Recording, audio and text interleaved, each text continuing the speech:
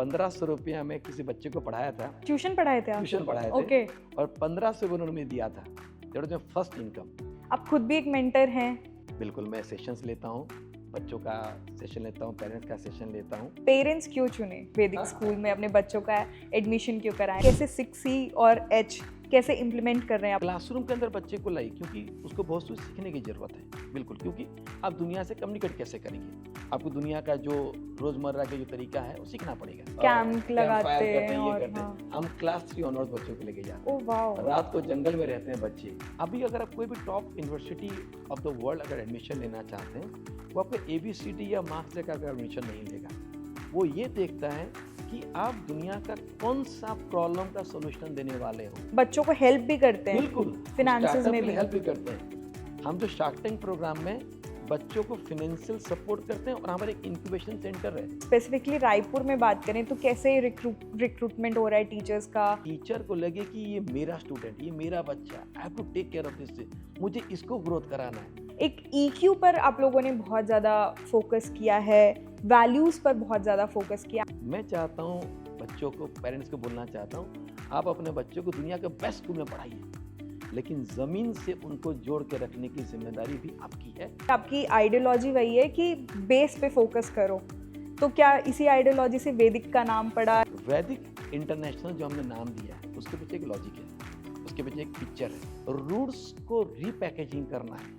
आप पुराने चीज़ों को पुराने पैकेजिंग में देंगे तो शायद लोग एक्सेप्ट नहीं करेंगे। आपको बहुत सारे अवार्ड्स मिल चुके हैं, उड़ान से लेकर most inspiring educationist of the year भी मिल चुका है नितिन गडकरी जी से। जब मुझे अवार्ड मिला था most inspiring, I was the only person from Orissa and Chhattisgarh. मेरे साथ अवार्ड लेने के लिए परमवीर चक्र अवार्डीज थे। 3 चीज़ें आप बता सकें आपके स्कूल के बारे में जो आपको पर्सनल बेस्ट लगती है एज अ पेरेंट? डिसिप्लिन की परिभाषा हमने बदला।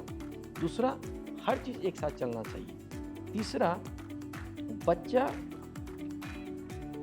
अपना आपको अपने पैर में खड़ा करने के लिए प्रयास करना चाहिए। कार्तिक पूर्णिमा को एंटरप्रेन्योरशिप डे बनाने की ज़रूरत है। कार्तिक पूर्णिमा मनाया इसीलिए जाता था क्योंकि जो उड़ीसा में जो हमारे पूर्वज रहते थे, वो बाहर बिजनेस करने जाते थे उस दिन, और नाव में बैठ के जाते थे। नमस्कार, मेरा नाम है चारू अग्रवाल और आप देख रहे हैं IBC 24 डिजिटल। आज हमारे साथ मौजूद हैं वैदिक ग्रुप ऑफ इंस्टीट्यूशंस के चेयरपर्सन और फाउंडर श्री आनंद अग्रवाल जी, जो हज़ारों बच्चों के फ्यूचर को नई दिशा दे रहे हैं। तो चलिए जानते हैं कि वैदिक ग्रुप ऑफ इंस्टीट्यूशन इतना सक्सेसफुल कैसे बना और अब जो रायपुर में ये इस्टेब्लिश कर रहे हैं स्कूल, उसके पीछे क्या विजन है। नमस्कार सर, आपका बहुत स्वागत है हमारे चैनल में। कैसे हैं आप? बहुत बढ़िया, बहुत अच्छा। सर, इतनी ज़्यादा मेगा सक्सेस मिलने के बाद संबलपुर, रायगढ़ और बरगढ़, छत्तीसगढ़ के अलग अलग शहरों में, उड़ीसा के शहरों में, अब रायपुर में आप क्यों आ रहे हैं? क्या विजन है इसके पीछे? देखिए, एजुकेशन, अगर कोई भी देश का निर्माण करना है तो उसका सबसे पहला चीज़ है वहाँ एजुकेशन होना चाहिए, और उसको स्टेक करने से हेल्थ अच्छा होना चाहिए। तो मेंटल हेल्थ के लिए एजुकेशन चाहिए, फिजिकल हेल्थ के लिए हॉस्पिटल चाहिए। ये दोनों का ग्रोथ होना ही चाहिए। और आज अगर 75 साल आज़ादी के बाद अगर देश में कोई बड़ी कमी है तो दोनों चीज़ की कमी नज़र आती है। तो जब कोई चीज़ आप अच्छा करते हैं तो वो लोगों तक पहुंचना चाहिए। आज के इस डिजिटल ज़माने में आपको लोगों तक पहुंचना ज़रूरत है। ये पहले क्या कॉन्सेप्ट था कि कोई चीज़ अगर अच्छा है तो वो वहीं रहता था, लोग उसके पास जाते थे। लेकिन अब इस ज़माने पे अच्छा चीज़ों को आपको लेके लोगों तक पहुंचाना पड़ेगा। तो उसी सोच के साथ हम सोचे कि जब बरगढ़, संबलपुर, रायगढ़ हो चुका है, अब रायपुर आने की ज़रूरत है। रायपुर से मेरा पुराना नाता रहा है, मेरे बहुत सारे रिलेशन यहाँ रहते हैं। बचपन में काफ़ी बार यहाँ पे आया मैं। तो एक इच्छा था कि रायपुर शहर में भी जो एजुकेशन कॉन्सेप्ट हम लेके आ रहे हैं उसको लेके आना है, और अभी एक मौका मिला तभी हम आ रहे हैं। बिल्कुल। सर, आपने साल 2008 में शुरुआत की थी, एजुकेशन फील्ड में कदम रखा था। तब से लेकर अब तक एक जर्नी का ओवरव्यू मैं आपसे चाहूँगी और साथ साथ आपकी पर्सनल जर्नी का भी, कि कैसे आपका एजुकेशन फील्ड में इंटरेस्ट आया। देखिए, 2008 में जब हमने स्कूल चालू किया था, हम बहुत सीरियस नहीं थे। बहुत ही एक कैजुअल से अप्रोच में स्टार्ट किए। मैं ये बोल के माहौल नहीं बनाऊंगा कि भाई हमने बहुत सोचा दुनिया बदलने का, हमने कुछ भी नहीं सोचा था। हमने सिंपली सोचा कि चालू कर लेते हैं, देखा जाएगा। और चालू करने के बाद जैसे आप अगर एक मंदिर के अंदर आप कैजुअली भी जाइए, लेकिन वहाँ का जो प्रभाव होता है ऑटोमेटिकली आप वहाँ स्पिरिचुअल हो जाएंगे, क्योंकि वहाँ की इतनी पावर होती है वहाँ पे। सेम चीज़ एजुकेशन में बड़ा कैजुअल अप्रोच के साथ आए थे। और जैसे गाइड पिक्चर अगर आप देखे होंगे देवानंद का, तो बड़ा कैजुअल अप्रोच से गांव में गया था वो। और वहाँ जाने के बाद लोगों का भरोसा देख के, विश्वास देख के, वो एक थीफ एक सेंट बन गया और वो चीज़ें उन्होंने कर दिया जो कभी किसी ने कल्पना नहीं की। सेम चीज़ हमारे साथ भी है। हम एक नॉर्मल सा कैजुअल भाई करते हैं, लेकिन जब एजुकेशन फील्ड में आया और देखा कि यहाँ इतनी लोगों की ज़रूरत है, एजुकेशन फील्ड में हर तरफ तबाही मची हुई है, ऊपर जो दिख रहा है अंदर कहानी कुछ और है। तो हमने धीरे धीरे उसके अंदर वो जो तालाब कह लीजिए, समंदर कह लीजिए, वहाँ पे अंदर घुसने तब देखे कि इसमें बहुत ज़्यादा जेन्युइन चीज़ें करने की ज़रूरत है और लोगों की बहुत ज़रूरत है। आज अगर इंडिया एजुकेशन में पिछले जो पाश्चात्य देशों से, वेस्टर्न कंट्री से पीछे है, उसका कारण है कहीं ना कहीं हमारा सिस्टम को हमने उतना डेवलप नहीं कर पाया। तो मैंने विचार है कि जब भगवान ने हम यहाँ लेके आ गए हैं तो अब इसमें अच्छा काम करना है, और हमने काम चालू किया। उसके पहले अगर मैं कहूँ, मेरा एजुकेशन में आने का एक बड़ा कोइंसिडेंस है। मैं कभी भी एजुकेशन में आऊँगा सोचा नहीं था, लेकिन मैं जब याद करता हूँ मेरे कॉलेज के दिन, मेरे लाइफ का पहला इनकम, फर्स्ट इनकम, वो एजुकेशन से आया था। मैं जब दिल्ली में पढ़ाई कर रहा था तो 1500 रुपया मैं किसी बच्चे को पढ़ाया था। ट्यूशन पढ़ाए थे आप? ट्यूशन पढ़ाए थे। ओके। और 1500 उन्होंने मुझे दिया था। That was my first income. तो डेस्टिनी ने डिसाइड कर रखा था कि भाई आपको एजुकेशन में आना है, तो मैं एजुकेशन में आ गया। आप खुद भी एक मेंटर हैं। बिल्कुल, मैं सेशंस लेता हूँ, बच्चों का सेशन लेता हूँ, पेरेंट्स का सेशन लेता हूँ। मेरा जो पैदाइशी हुआ एक छोटा सा गांव में हुआ, उड़ीसा का संबलपुर एक डिस्ट्रिक्ट है, वहाँ का एक छोटा सा गांव, जहाँ पे सरकारी स्कूल में मैंने पढ़ाई किया, ओडिया मीडियम में पढ़ाई किया। वहाँ तो इंग्लिश मीडियम स्कूल होते नहीं थे उस समय। और ABCD सीखा जब मैं क्लास 4 में, 9 साल की उम्र में ABCD सीखा। अब तो बच्चा पैदा होते ही ABCD सीख के पैदा होता है। तो मैंने देखा कि एजुकेशन की वैल्यू क्या है, और जो चीज़ हमें बहुत बाद में मिला, मुझे लगता है कि अब वो बच्चों को जल्दी देने का समय आ गया। और देश अब, जैसे मोदी जी का एक अभी नारा है कि विकसित भारत बनाना है, तो देश विकसित भारत तभी बन पाएगा जिस समय एजुकेशन को हम घर घर तक पहुंचा पाएंगे, उसकी सही मायने में पहुंचा पाएंगे। तो भारत के अंदर वो सारा कैपेसिटी है कि दुनिया भर में ये दोबारा से विश्व गुरु बन सकता है। बिल्कुल सर, अगर शिक्षा सही तरीके से दिया जाए तो बच्चा क्या कुछ नहीं कर सकता। सर, रायपुर में अगर हम बात करें तो रायपुर के बच्चों के लिए पढ़ाई के अलावा और क्या क्या खास रहेगा? पेरेंट्स क्यों चुने वैदिक स्कूल में अपने बच्चों का एडमिशन क्यों कराएं, दाखिला क्यों कराएं? आप अभी क्या भरोसा देना चाहेंगे आप उनको? दुनिया भर में अभी आप देखिए, जितने भी सक्सेसफुल आदमी हैं वो सारे स्कूल ड्रॉप आउट्स हैं या कॉलेज ड्रॉप आउट्स हैं। चाहे आप एलन मस्क की बात करें, बिल गेट्स की बात करें, मार्क जुकरबर्ग की बात करें, कोई ना कोई किसी ना किसी लेवल पे, कोई स्कूल लेवल, कोई कॉलेज लेवल, कोई यूनिवर्सिटी लेवल पे उन्होंने ड्रॉप आउट कर दिया। तो अगर देखा जाए, सक्सेसफुल होने के लिए स्कूल की ज़रूरत कहाँ रही? ये जो हम एक हवा बनाते हैं कि भाई मेरे स्कूल में आओ तो बहुत बढ़िया हो जाएगा, ये मैं सोचता हूँ कि एक मिथ है। स्कूल कभी भी किसी बच्चे को बहुत बड़ा नहीं बना सकता। स्कूल की जिम्मेदारी कि वो उसको बताए कि वो क्या है। हर बच्चे के अंदर टैलेंट मौजूद है, उसके उसके टैलेंट से पहचान करवाने की काम स्कूल की होनी चाहिए। एक स्कूल की काम ये होनी चाहिए कि हर बच्चे के अंदर जो कला है, उस कला को प्लेटफॉर्म देने की जगह होनी चाहिए। मेरा एक 6C कॉन्सेप्ट है। मैं कहता हूँ कि एक स्कूल में बच्चा ABCD सीखता है, सीखे, मना नहीं है, लेकिन 6C सीखना बहुत जरूरी है। वो 6C क्या है? क्या है सर? कॉन्फिडेंस, हाँ। Courage, courage, creativity, connect, culture and communication. Wow. ये 6C और 1H, हेल्थ, अगर ये बच्चे की अच्छी है तो मुझे लगता है दुनिया में कहीं पे भी वो जाए, चाहे वो इंडिया में रहे, US में रहे, फिनलैंड चले जाए, कहीं भी जाए वो सक्सेसफुल होगा। ये चीज़ें नेचुरली पहले हमको मिल जाती थी। जैसे पहले विटामिन डी हमको नेचुरली मिल जाती थी, अब अब कैप्सूल विटामिन लेना डी के लिए पड़ता है। कैप्सूल लेना हाँ। पड़ता है। ये पहले गांव में मिल जाती थी, लेकिन उसका दूसरा साइड जो है वो नहीं मिल पाती थी। अब दुख की बात ये है कि ये 6 ही मिसिंग होते जा रहा है और हेल्थ तो बिल्कुल ही मिसिंग हो गया आज के डेट में। आपने बहुत इंटरेस्टिंग बात की है। ये आप कैसे 6C और H कैसे इम्प्लीमेंट कर रहे हैं अपने स्कूल करिकुलम में? हमारा एक कॉन्सेप्ट है बियॉन्ड क्लासरूम। क्लासरूम के अंदर बच्चे को लाइए क्योंकि उसको बहुत कुछ सीखने की ज़रूरत है। बिल्कुल, क्योंकि आप दुनिया से कम्युनिकेट कैसे करेंगे? आपको दुनिया का जो रोज़मर्रा के जो तरीका है वो सीखना पड़ेगा। लेकिन स्कूल एक्चुअली पढ़ाई होता है क्लासरूम के बाहर।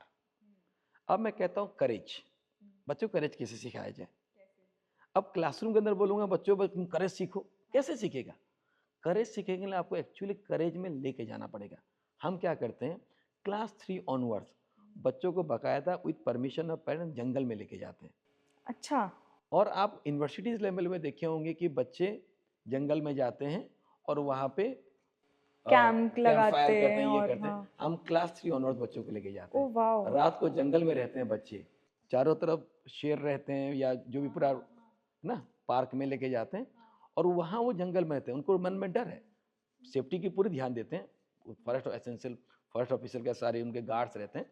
लेकिन बच्चे का एंगल सोचिए कि वो जंगल में रात को रह रहा है। जो बच्चा घर में मम्मी के रूम बाहर जाने में डरता है, वो जंगल में रात को रुकता है अपने दोस्तों के साथ तंबू के अंदर। वहाँ बच्चों से कम्युनिकेट करता है। They spend the whole night in the jungle and they communicate. इसमें क्या क्या सीखा?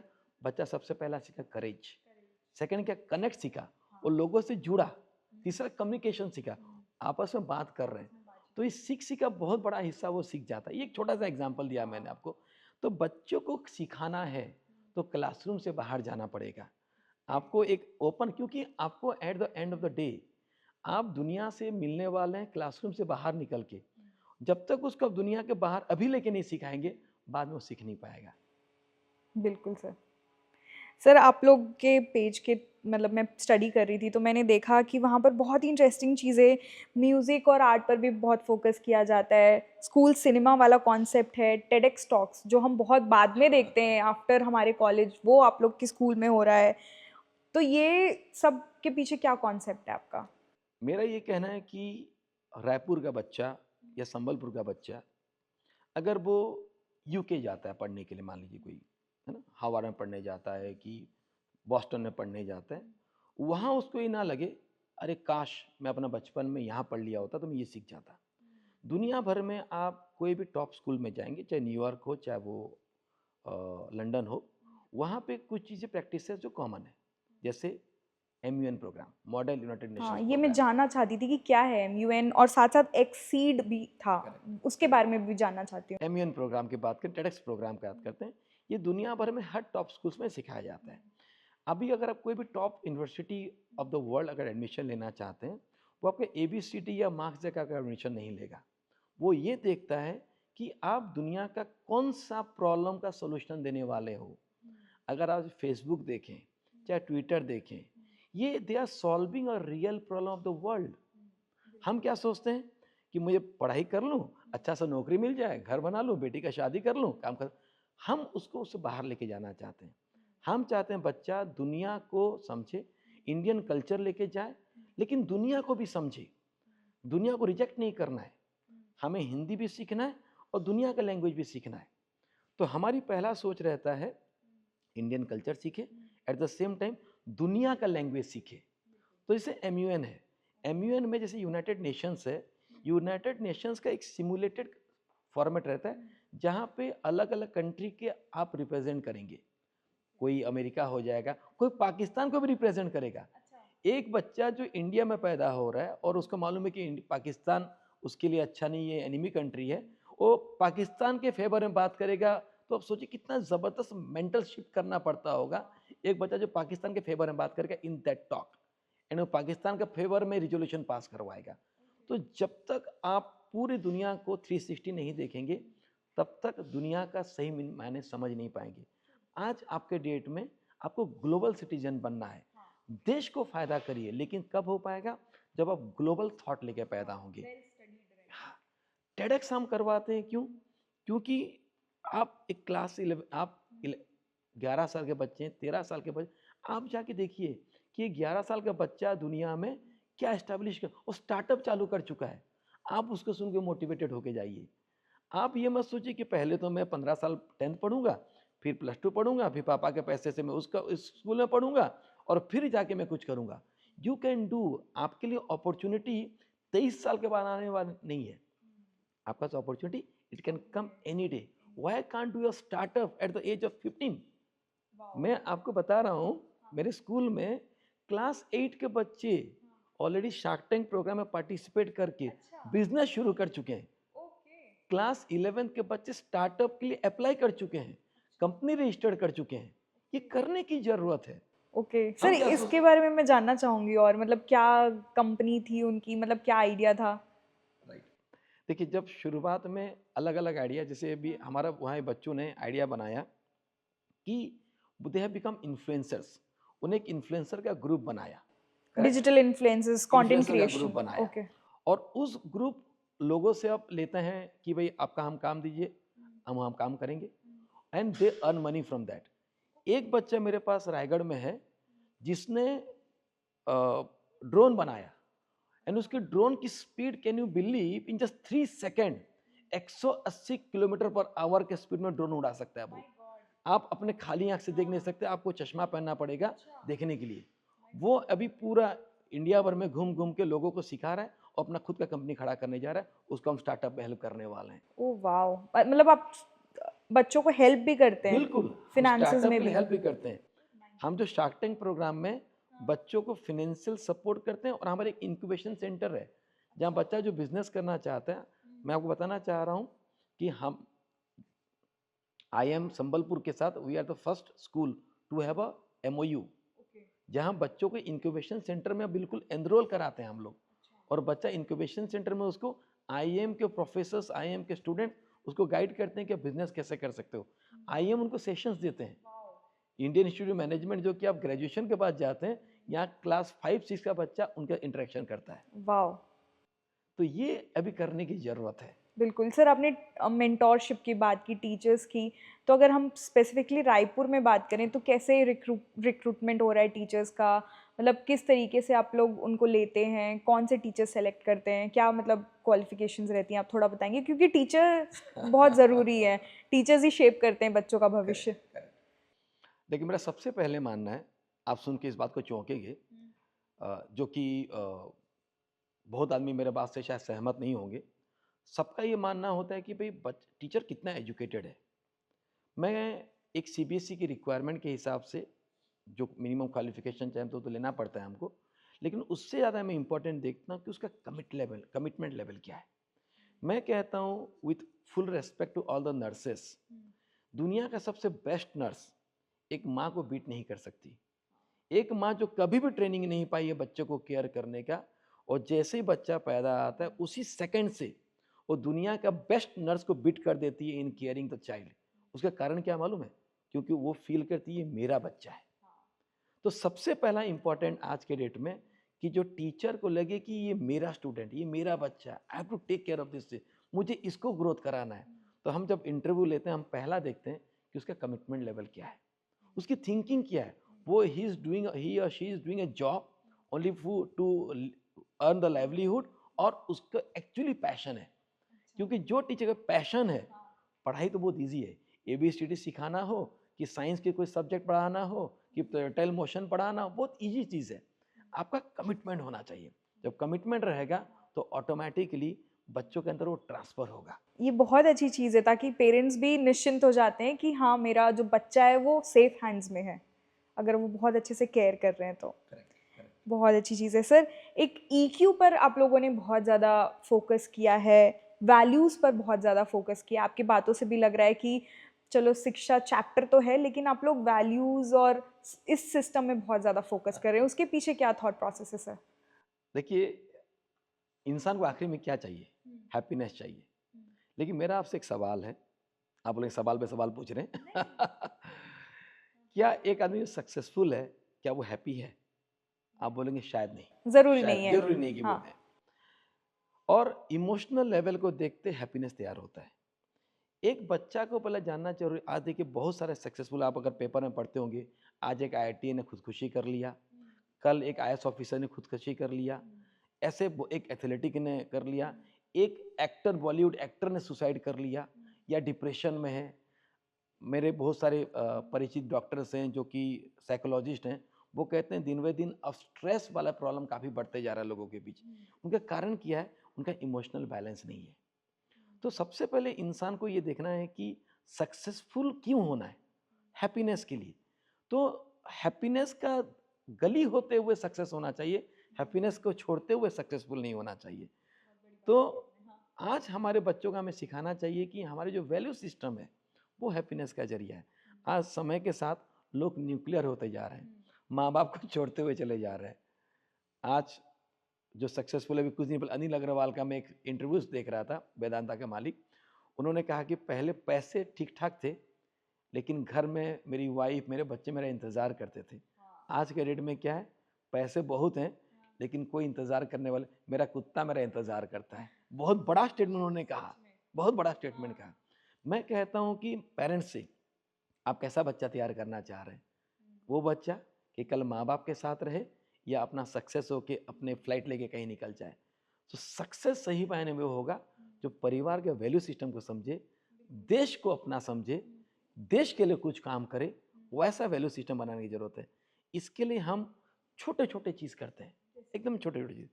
बच्चों को हम गांव में लेके जाते हैं and spend one day in the village. जो बच्चा कभी गांव का मिट्टी देखा नहीं, और आजकल तो बड़ा कॉन्सेप्ट समझाते हैं, मिट्टी मत छुओ उसमें बैक्टीरिया है। हाँ। एकदम पूरा हाँ। जमीन से दूर कर रखा है हम हम्म। लोग, हमारा कॉन्सेप्ट ने, क्योंकि सबको अपना माल बेचना है। हम कहते हैं कि आप मिट्टी में अपने आप को, आप जाके देखिए, एक मड थेरापी होता है। आप नेचर से जितना क्लोज होंगे आप उतना ही कूल रहेंगे, उतना ही आपके अंदर इम्यूनिटी रहेगा। नेचर से दूर रह के आप अच्छा नहीं कर सकते, तो नेचर के पास जाना पड़ेगा। जंगल जाइए, गांव जाइए, वृद्धाश्रम जाइए, छोटे स्कूल जाइए जहाँ पे बच्चे एक एस्बेस्टस में पढ़ाई कर रहा है, तब मालूम चलेगा आपको क्या मिल रहा है। आज के डेट में बच्चे इतना लेविश लाइफ जी रहा है, उसको पता ही नहीं है कि वो क्या पा रहा है, और दुनिया का आधा आबादी, आधा से ज़्यादा आबादी वो नहीं पा रहा है। ही इज़ नॉट हैप्पी कि उसने पापा ने एप्पल मोबाइल नहीं दिया, लेकिन उसको पता ही नहीं है कि शायद दुनिया की आधा आबादी वो एजुकेशन नहीं पा रहा है जो वो पा रहा है। तो ये पता नहीं, जब तक आप ग्राउंडेड नहीं रहेंगे ना तो चीज़ें नहीं बदलेगी। हम एक चीज़ और करते हैं, हम बच्चों को कहते हैं घर में जाके साफ सफाई करो, और एक चीज़ क्या कहते बोलते हैं मालूम है? घर में अपना टॉयलेट भी साफ करो बोलते हैं। स्वीपर आके साफ करे, लेकिन कभी आप भी साफ करके देखिए, उसमें जो चीज़ आपके अंदर शालीनता आएगा। आज देखिए बहुत बच्चे एरोगेंट होते जा रहे हैं, पैसे, बाप का पैसे का घमंड उनके अंदर चढ़ते जा रहा है। क्यों? क्योंकि ज़मीन वो छोड़ दे रहे हैं। मैं माँ बाप से रिक्वेस्ट करना चाहता हूँ कि वो बच्चे को दुनिया का पूरा सारा शौक दे, लेकिन ज़मीन ना छोड़े, क्योंकि आसमान का रास्ता ज़मीन से शुरू होता है। और यही कारण है बड़े बड़े सक्सेसफुल पेरेंट्स के बच्चे आज के डेट में डिजास्टर साबित हो रहे हैं। वो घर की लेगेसी को आगे लेके नहीं जा पा रहे। कारण क्या? वो जमीन छोड़ दिए हैं, उनको कोई कनेक्शन ही नहीं है, कनेक्शन ना ही नहीं है। पेरेंट्स से है ना आउटर वर्ल्ड से है। जो माँ बाप आज सक्सेसफुल हैं वो जमीन से जुड़े हुए, इसलिए सक्सेसफुल हैं। अब किसी का भी इतिहास पलटा के देख लीजिए, वो घर में सारा काम करते हैं, लेकिन उनके बच्चे करना छोड़ दिए हैं।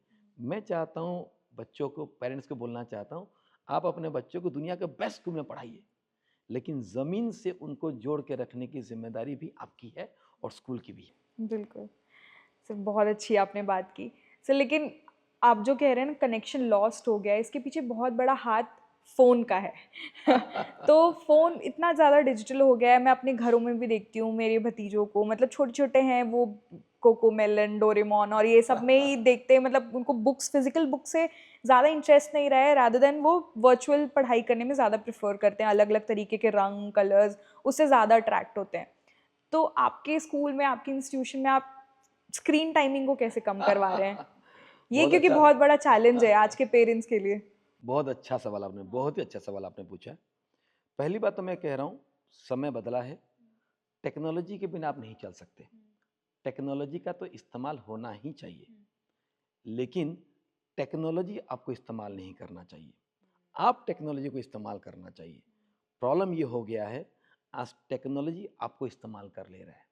एक एक बच्चा का स्क्रीन टाइम 3 से 4 घंटा मिनिमम हो चुका है। हमने एक कैंपेन चलाया, digital detox campaign, and on record आपको बता रहा हूँ मैं, मेरे संबलपुर ब्रांच में हमने ये अचीव कर चुके हैं, बाकी ब्रांचेस में भी उसके में हम काम कर रहे हैं। 70% बच्चे 70% स्क्रीन टाइम रिड्यूस कर चुके हैं। अरे वाह, बिल्कुल ऑन रिकॉर्ड है ये, कॉन्ग्रेचुलेशन ऑन सर। रिकॉर्ड है ये, वाह, और बहुत जल्द इसको हम पब्लिश करने वाले हैं। अच्छा। बच्चे अब मोबाइल छोड़ के उस टाइम को दूसरे कामों में लगाते हैं, क्रिएटिव कामों में लगाते हैं, कुछ बनाने मेकिंग में लगाते हैं। अगर आप ब्लूम्स टैक्सोनॉमी में जाएंगे, उसका सबसे जो 7th फेज है, उसका सबसे टॉप फेज है, वो क्रिएट पे है। तो समय के साथ बच्चे क्या हुआ है, स्पोर्ट्स भूल गया है, क्रिएट करना भूल गया है, इसीलिए उन्होंने टाइम दे दिया है किस पे, हम बच्चों को ज़्यादा स्पोर्ट्स में इन्वॉल्व करते हैं। सुबह बच्चा पढ़े, और ये जो ट्यूशन की कॉन्सेप्ट चालू हुई, वो बच्चों की पूरी टाइम ले जाती है। तो इसके लिए क्या होता है, बच्चा स्कूल गया, ट्यूशन पढ़ा, फिर मोबाइल खेला, फिर टीवी देखा, फिर सो गया। हम कहते हैं स्कूल से आने का बच्चा स्पोर्ट्स खेलना ही चाहिए। कौन कौन से स्पोर्ट्स आप खिलवाते हैं सारे सर? स्पोर्ट्स खेलना चाहिए बच्चा, Okay. कोई भी स्पोर्ट्स, बच्चे का कोई भी इंटरेस्ट है। अगर वैदिक की बात करें, हम स्केटिंग करवाते हैं, बास्केटबॉल खिलवाते हैं, टेबल टेनिस, लॉन टेनिस, ये सारे गेम्स खिलवाते हैं। लेकिन मैं कहता हूँ बच्चा कोई भी गेम जिसमें थोड़ा सा फिजिकल एक्सरसाइज होने की ज़रूरत है, और अगर बच्चे का फिजिकल एक्सरसाइज हो रहा है तो नेचुरली वो फिट, मैं जैसे 6C1H, तो हेल्थ बहुत बड़ा फैक्टर है जो कि बच्चों को करना ही आजकल चाहिए। बहुत सारे बच्चे ओबेस भी दिखते हैं। बिल्कुल। और ग्रेजुअली इंडिया ग्रेजुअली दुनिया का ओबीस कैपिटल बनते जा रहा है। डायबिटिक कैपिटल बन चुका है, हार्ट अटैक का कैपिटल बन चुका है, बहुत जल्दी ओबीस कैपिटल भी बनने जा रहा है। यूएस को या तो मात दे चुका होगा, मेरे पास लेटेस्ट डेटा नहीं है, या मात देने वाला है। अब बच्चा भोलू मोटू होता है तो पेरेंट्स को चला मेरा बेटा भोलू मोटू, भोलू मोटू क्यों बनेगा? एक बच्चा फिट रहना चाहिए, और इसके लिए पेरेंट्स की जिम्मेदारी है कि बच्चा को फिट रखने की जिम्मेदारी है। आप अपने बच्चों को अपना संपत्ति दीजिए, लेकिन उसको अच्छा हेल्थ की संपत्ति पहले दीजिए। वो कैसे होगा? जब बच्चे को स्टार्टिंग से आप स्पोर्ट्स से जुड़े हुए रखेंगे। पहले तो नेचुरली हम स्पोर्ट्स कर लेते थे। मैं भी एक मजाक में एक चीज़ बोलता हूँ कि आजकल बच्चों में देखें, सारे बच्चों का घुटना चिकना है, तो मैं कहता हूँ जितने भी चिकना घुटने वाले हैं ना, इन सबका घुटना चेंज होने वाला है, सबका घुटना रिप्लेसमेंट होने वाला है। तो घुटना में गिरने दीजिए, चोट लगने दीजिए, बच्चा को गिर के उठने दीजिए, तब जाके आपका बच्चा फिट रहेगा। या तो आने वाले दिनों में सक्सेस तो मिल जाएगा, लेकिन हेल्थ को लेके रोना चालू रहेगा। सर, आपने इतनी सारी बातें की, मुझे एक टर्म बहुत जस्टिफाई लग रहा है आपने जो भी बातें की, जो अपने स्कूल का नाम रखा है ना, वैदिक, क्योंकि आपकी आइडियोलॉजी वही है कि बेस पे फोकस करो। तो क्या इसी आइडियोलॉजी से वैदिक का नाम पड़ा, या मतलब क्योंकि हर हम स्कूल देखते हैं कि मॉडर्नाइजेशन और उसमें जाता है कि भाई HD पढ़ो, 3D पढ़ो, लेकिन आपका कॉन्सेप्ट है कि बैक टू रूट्स। तो वो क्या कॉन्सेप्ट है?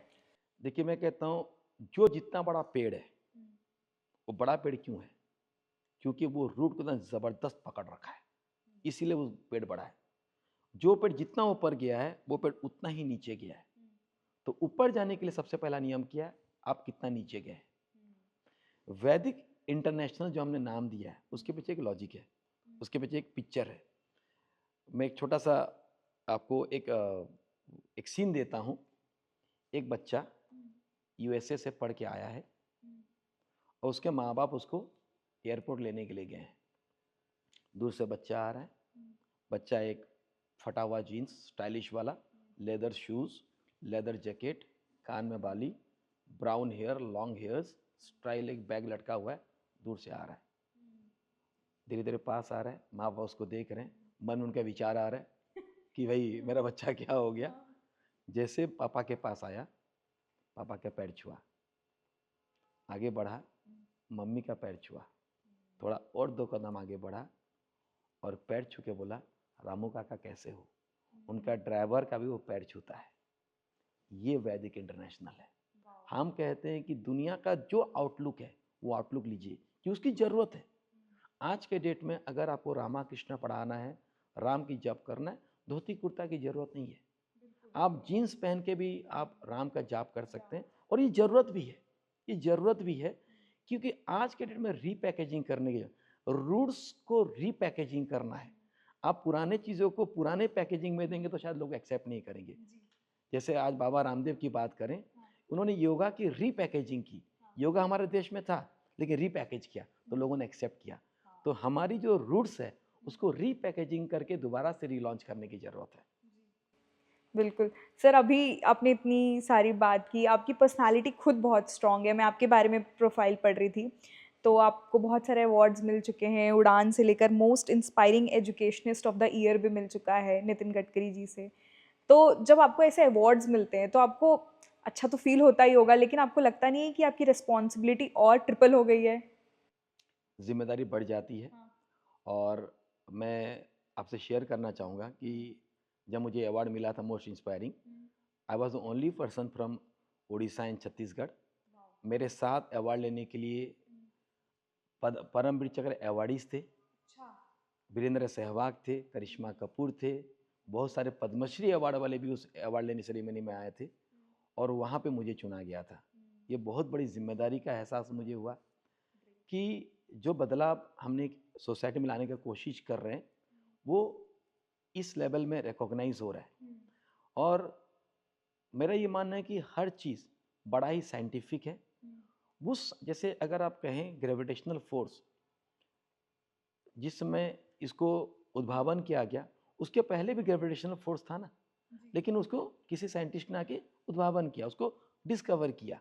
तो ऐसे ही दुनिया में सक्सेस का एक कोड है, उस कोड को डिकोड करने की ज़रूरत है। हैप्पीनेस का एक कोड है, उस कोड को डिकोड करने की ज़रूरत है। ऐसे ही एजुकेशन में कोड है, उसको डिकोड करने की ज़रूरत है। ये तो आज प्लेटफॉर्म नहीं कि मैं उस बारे में चर्चा करूं, लेकिन बाकायदा मैं लेता हूं session date with success program बच्चों का, और उसमें हम बाकायदा बताता हूं कि put the formula and get the answer. आप ऐसा ही करेंगे तो यही रिजल्ट निकलेगा। और आपको सुन के ताजुब अगर खुशी होगी, हमने हजारों बच्चों को पूरी शिफ्ट कर दी है। 39 वालों को 93 कर दिया है, 57 वालों को 98 कर दिया है, 79 वालों को 99 कर दिया। ये बहुत ईजी है। लोगों को माइंड में जो ये डाल दिया जाता है, ब्रांडिंग करते, तू गधा है, तू टैलेंटेड है, तू कुछ नहीं कर सकता, तू सब कुछ, ये बिल्कुल मिथ है। हर इंसान अपने आप में कंप्लीट है, क्योंकि भगवान जिसको बना रहा है उसको आधा अधूरा तो नहीं बना सकता। The best architect of the world can not make half things, वो सबसे बेस्ट बनाएगा। उसको लोगों ने विश्वास दिला दिया है कि यू आर अनफिट। किसी क्लास 4 में किसी टीचर ने बता दिया बच्चे को कि तू कुछ नहीं कर सकता, तेरे से मैथ नहीं होगा, और उसने सही मान लिया उसको। उसको दोबारा से रीवायरिंग करने की ज़रूरत है। उसको बताना है कि तुम्हारे पूर्वज मैथमेटिक्स के एक्सपर्ट रहे हैं, पूरा भारत ने दुनिया को ज़ीरो दिया है, और अब तुम खुद ज़ीरो बैंड के क्यों बैठे हुए हो। दुनिया को सिखाने की ज़रूरत है। तो ये जो बिलीफ सिस्टम को जो उन्होंने डैमेज कर दिया है, उसको दोबारा से रिलाइव करने की ज़रूरत है।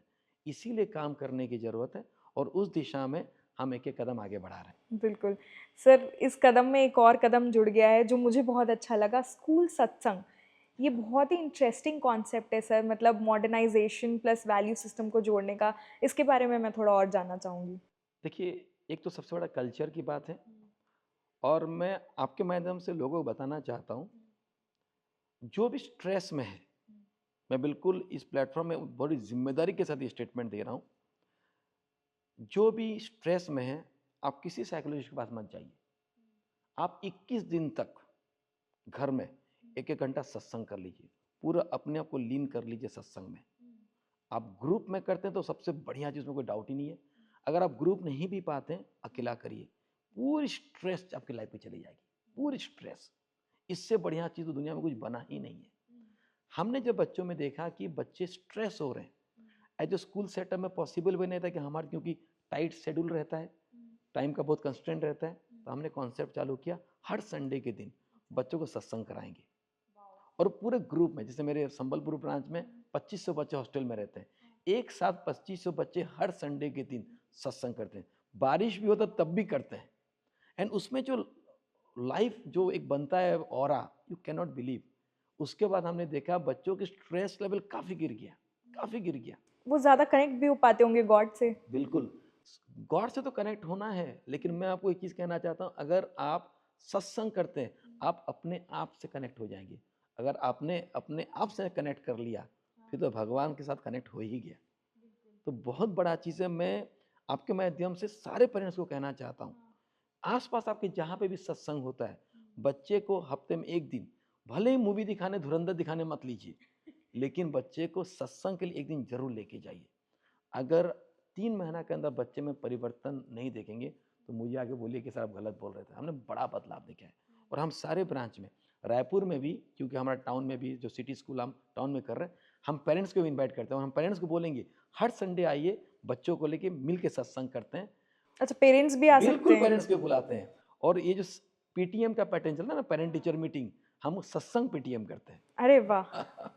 हम कहते हैं कि आइए टीचर, पेरेंट्स, स्टूडेंट, मैनेजमेंट मिल के साथ में सत्संग करते हैं और ये सबसे बड़ा पीटीएम है। पीटीएम में तू मैं नहीं, मेरा बच्चे का मैथमेटिक्स में 3 मार्क क्यों कम हो गया, मेरा बच्चा का ये क्यों नहीं हुआ, वो गेम छोड़िए। Let's join and let's recreate ourselves. सारा मार्क्स तो इज ओनली अ चुटकी, बताते काश रहेंगे। मैं सर आपके स्कूल में पढ़ी होती और मेरा भी ऐसे ही कॉन्सेप्ट होता है, जो पीटीएम का खौफ होता है ना बच्चों में, वो हट जाता कि ठीक है, रिपोर्ट कार्ड तो मिलेगा लेकिन बहुत अच्छी तरीके से मिलेगा। सर आप और क्या, मतलब अगर मैं आपको पूछूंगी कि 3 चीज़ें आप बता सकें आपके स्कूल के बारे में जो आपको पर्सनल बेस्ट लगती है एज अ पेरेंट। देखिए, सबसे पहला चीज़ हमारा कि हम बच्चों को समझते हैं। हमारा यहाँ पे डिसिप्लिन का परिभाषा अलग है। फर्स्ट, हम डिसिप्लिन का मतलब ये नहीं मानते हैं कि बच्चा लाइन में जाए। हम ये मानते हैं डिसिप्लिन का मतलब रीअलाइनमेंट विद द नेचर। ये सबसे पहला चीज़। नॉर्मली क्या सोचते हैं, एक बच्चा जो कम बात करता है, कोई चीज़ को क्वेश्चनिंग नहीं करता है, चुपचाप मान लेता है, उसको हम डिसिप्लिन मानते हैं, लेकिन हम नहीं मानते। इन वैदिक हम मानते हैं हर बच्चा चैलेंज करना चाहिए कि भाई ये ऐसा क्यों हो रहा है। बच्चे को सवाल पूछने के अधिकार होना चाहिए। अभी सबसे बड़ा जो चैलेंज हमें देखता हूँ सोसाइटी में, कि बच्चा सवाल पूछना छोड़ दिया है। उसको बोलते हैं जो बोला चुपचाप सुन ले, तो यही लिख दे, मार्क्स तो इसी में मिलेगा। वाई? रटिफिकेशन क्यों? वो करे। दूसरा, बच्चा को ये बताया जाए तो तू ये पढ़ ले अभी, फ्यूचर में जो होगा हम देखेंगे। मैं कहता हूँ जैसे आप खाना खाते हैं, मैं बोलूँगा चावल खा लीजिए, फिर कल दाल खाएंगे, परसों सब्जी खाएंगे, नेक्स्ट डे पापड़ खाएंगे, अगले दिन अचार खाएंगे। नो, आपका दाल चावल पापड़ सब एक साथ चलता है। ऐसे ही बच्चे को सोसाइटी से, क्लासरूम से, अपने आप से ये साथ में चलना चाहिए। राइट? तो फर्स्ट हो गया डिसिप्लिन के परिभाषा हमने बदला। दूसरा, हर चीज़ एक साथ चलना चाहिए। तीसरा, बच्चा अपना आपको अपने पैर में खड़ा करने के लिए प्रयास करना चाहिए। ओनली सिर्फ मम्मी फादर के से अपना पहचान ना बनाए, वो अपना पहचान बचपन से बनाना चालू करे। वो सिर्फ डिपेंडेंट ना हो और सोसाइटी से पहले से कनेक्ट हो। ये 2-3 चीज़ों हम जो स्कूल में करते हैं, ये लोगों ने काफ़ी उसका सराहा और उससे बच्चों में जो बदलाव आता है, वो हमको देख के बड़ी खुशी होती है कि बच्चा में बड़ा ड्रामेटिक चेंज होता है। और सबसे इम्पॉर्टेंट चीज़ हम करते हैं, बच्चों की सेल्फ बिलीफ बदल देते हैं हम लोग, बिल्कुल बदल देते हैं। अब मैं आपको आपकी इस स्टूडियो में बता रहा हूँ, आप कभी किसी बच्चे को लेके आइए मेरे पास, उसकी पूरी सेल्फ बिलीफ बदल देते हैं हम लोग, बिल्कुल बदल देते हैं। क्योंकि वो भगवान का बच्चा है and he can do anything. ये विश्वास दिलाने की जरूरत है। हम बच्चे को गधा नहीं मानते, हम बच्चे मानते हैं ये कोई एक पर्टिकुलर समय नहीं कर पाया, वो कर लेगा। ये छोटी छोटी 2-3 चीज़ करते हैं और इसीलिए हमने अपन पंचलाइन भी इस बार दिया है, अ स्कूल विद अ डिफरेंस। एक हट के स्कूल है। हम बहुत बढ़िया स्कूल हैं, बहुत नंबर 1 स्कूल हम नहीं बोलेंगे, जरा हट के हैं हम लोग, तो थोड़ा हट के सोचते यही हैं। आपकी यूएसपी है। बिल्कुल ये है। दूसरे, अगर दूसरे स्कूल से कंपेयर करें तो बच्चे क्यों आए आपके स्कूल में? आपने वैल्यूज़ की बात की, स्किल्स की बात की, लेकिन बच्चों में आपको क्या लगता है कि आपने देखा होगा, बच्चों के बीच भी आप रहते हैं, बच्चे क्या चीज़ बहुत पसंद करते हैं आपके स्कूल की? बच्चे देखिए, मैं कहता हूँ बच्चे थोड़ा बदमाश होना चाहिए। हमारे स्कूल सिस्टम में भी बच्चों को सीधा बनाने में लगा हुआ है। मैं कहता हूँ जितने भी पेड़ हैं, सीधे पेड़ पहले करते हैं। बदमाशी का परिभाषा बदलना है। अभी बदमाशी का परिभाषा ये है कि भाई आप किसी को कुछ गलत करते हो, बदमाशी का परिभाषा है कि आप नया करने के लिए उत्सुक हैं, एनर्जी आपके अंदर है। तो मैं कहता हूँ बच्चों को एनर्जी को डायरेक्शन देते हैं। किसी भी स्कूल में ये कैपेसिटी नहीं है कि बच्चे में एनर्जी भर दे। बहुत सारे स्कूलों ने बच्चे को डिस्ट्रॉय कर दिया है, उसकी एनर्जी लेवल को ख़त्म कर दिया है और ये एक कल्चर चल पड़ा है। इस कल्चर को चेंज करने की ज़रूरत है। मैं कहता हूँ बच्चों को कि आपको नया करना है, थोड़ा हट के करना है चीज़ों को, दुनिया को दूसरा देखना है, पूरा दुनिया को समझना है। तो आइए मिल के काम करते हैं, मिल के आगे बढ़ते हैं, ये मेरा सोच रहता है। सर मैं एक आपका देख रही थी इंटरव्यू, आपने उसमें बोला है कि कार्तिक पूर्णिमा को एंटरप्रेन्योरशिप डे बनाने की ज़रूरत है। सर इसके पीछे क्या लॉजिक है? उड़ीसा में, छत्तीसगढ़ में शायद कार्तिक पूर्णिमा कोई नाम से होता है, नवंबर 14 को वहाँ होता है। तो उड़ीसा में हमने देखा है कार्तिक पूर्णिमा के दिन छुट्टी होता है स्कूल का और बहुत बड़ा फेस्टिवल है। हमने उसको स्टडी किया तो हमने देखा कि कार्तिक पूर्णिमा मनाया इसीलिए जाता है था क्योंकि जो उड़ीसा में जो हमारे पूर्वज रहते थे वो बाहर बिजनेस करने जाते थे उस दिन और नाव में बैठ के जाते थे। तो वो नाव का पूजा करते थे कि भाई श्रीलंका पहुंच जाए, वर्मा पहुंच जाए, म्यांमार पहुंच जाए ठीक से। तो वो समंदर के रास्ते से जाते थे। समय के साथ वो नाव वाला कॉन्सेप्ट चला, पेपर का बोर्ड बहाना चालू किए, लेकिन लोग भूल गए कि वो उनके पूर्वज बिजनेस करते थे। तो हमने कहा कि ये छुट्टी लेने का दिन नहीं है, ये तो शौर्य दिवस है। आप दूसरों के अंडर में जॉब करने का क्यों सोच रहे हो? आप अपना खुद का बिजनेस क्यों नहीं कर सकते? और लोगों का जो धारणा है कि भाई हम तो जॉब वाले हैं, बिल्कुल नहीं। उड़ीसा में सदियों से पहले दुनिया को बिजनेस सिखाया था, तो हमने कहा उसको दोबारा से रिलाइव करने की ज़रूरत है और हमने वह एंटरप्रेन्योरशिप डे सेलिब्रेट करना चालू किया और उसी के तहत हम क्लास 4 अनवर्ड बच्चों को बिजनेस का करते हैं। जो शार्क टैंक मैंने आपको बताया, बिल्कुल शार्क टैंक में पार्टिसिपेट कराते हैं और जो बिजनेस के लिए काम कर रहे हैं उनको सम्मानित भी करते हैं। Wow sir, great initiative. Sir आप खुद भी बच्चों से बहुत मिलते जुलते हैं, उनके बीच में रहते होंगे, तो कोई बच्चों से या पेरेंट्स से कोई ऐसा इंटरेस्टिंग फीडबैक या कुछ मिला, फिर उस फीडबैक में आप लोगों ने ऐसा कुछ काम किया, ऐसा कभी हुआ है कोई इंटरेस्टिंग सा वो तो फीडबैक मिले? वो तो बहुत बार हुआ है। अच्छा। आज जो भी मैं कर रहा हूँ ये on the basis of the feedback of the parents. पहले शुरुआत में कोई बच्चा जब आता है तो उसका हम देखने का नज़रिया हमारा अलग था, अब नज़रिया बदला। मुझे एक पेरेंट्स का याद है, उनका बच्चा थोड़ा मेंटली डिस्टर्ब था। उनके पेरेंट्स ने मुझे आके एक ही लाइन बोला कि सर मेरा बच्चा अगर सिर्फ पास भी हो जाएगा ना तो मेरे लिए सेलिब्रेशन है। And can you believe that child got first class. He was a very high position government employee. वो हमारा स्कूल के सामने मिठाई ला के नाचे। एक बच्ची आई तो 39% लेके आई और वो जाते समय 93% लेके गई।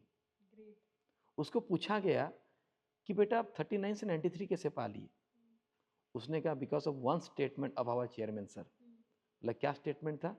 उन्होंने पहला दिन बोला, उस बच्ची का नाम रिया था, कि Riya why can't you be the topper.